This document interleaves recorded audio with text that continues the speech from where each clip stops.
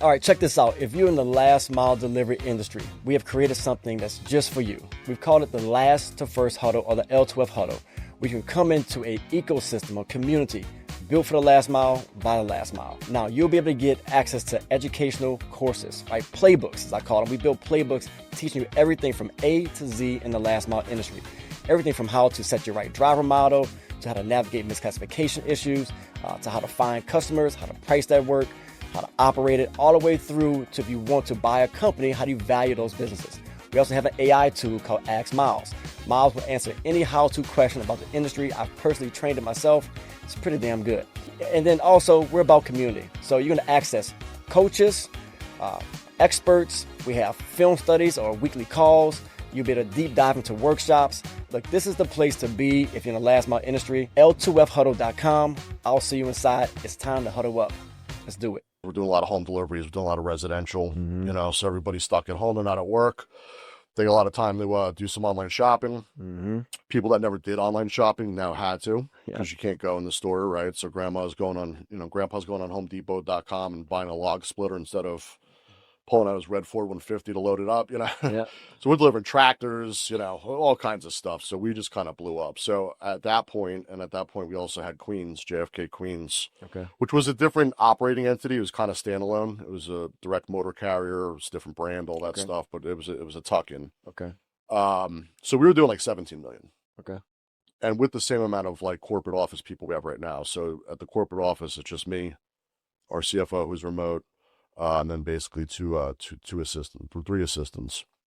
One manages receivables, one applies receipts, and then the other one compliance and other stuff and station support. So we were the same size.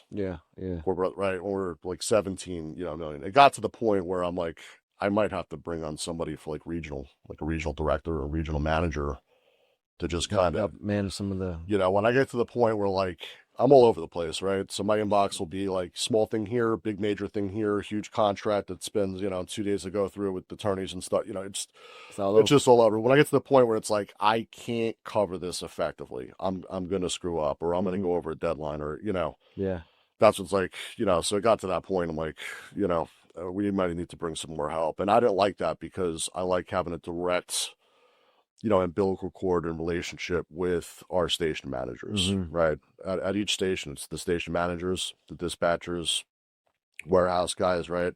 And then me.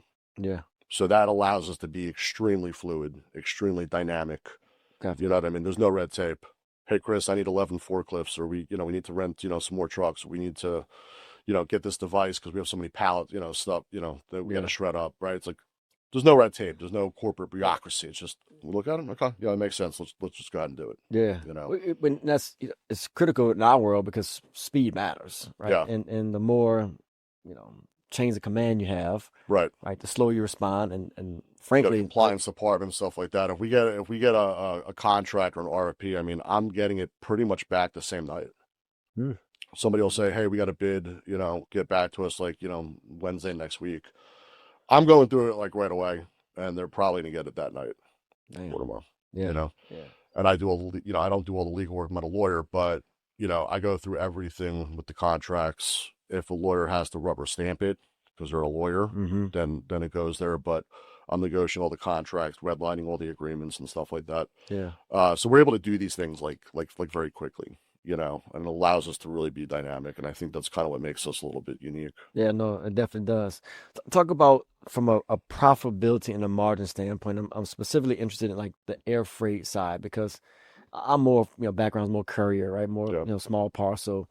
But I've talked to some other guests on the podcast, just off the podcast, and they talk about, the average shipment price doing that type of work. It's maybe 2, 3, 4x what you would see in kind of courier small parcel work. So what can you share about how, maybe the average shipment price of a delivery you do versus kind of what maybe I used to do? And then how does that impact the margins for the business?